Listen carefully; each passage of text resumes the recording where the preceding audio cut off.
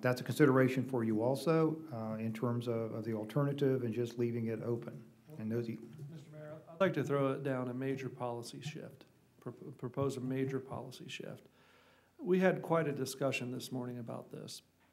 Currently, our position, to sum it up, is a hands-off position on these transient vendors. There's really only 4 protected classes, but right now, if somebody wants to go get a permit in the slave market or set up in this location to sell a non-protected item, let's say jewelry is non-protected, sell jewelry, our current policy is a hands-off, non-enforcement position about that. I propose, and that was derived from the commission, might have even been the previous commission. Really, who cares? The long and short is that's how we are operating.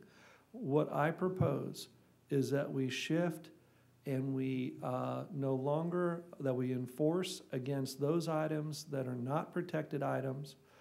People that, Ron said, we set up a regulatory program with a permit application, and for you to meet the criteria, you would come in and you would apply. Our staff would be appropriately trained to make a decision, and if an applicant doesn't agree with the decision of our lower staff, they can appeal it to the city manager. If you disagree with the city manager, you can appeal it to the city commission.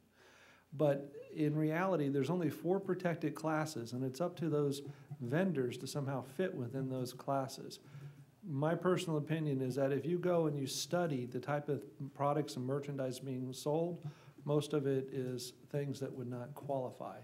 And as a starting point, we could just knock out whatever fraction or huge percentage of problematic transient vendors get knocked off right off the bat, that we have a place for them. It's called the slave market. Good art and good freedom of expression doesn't seem to be what people complain to us about in the slave market. And then perhaps maybe we start by just keeping the area by the Vic and see the effect, or if we want to get rid of it, or if we need more capacity, we find something else. But I'm proposing that we plan the sidelines of the field. And I'm ready to do that, and our staff's ready to do that. We just need the commission to concur with us. So your proposal is to go ahead and be proactive about ejecting those transit vendors selling non-protected merchandise at the Vic and everywhere else in town? Correct. Is that right? Correct. And we'll see what effect that has. Because I'll be willing to see what effect that has, but I would rather vote for removal of transit vending at all around the VIC.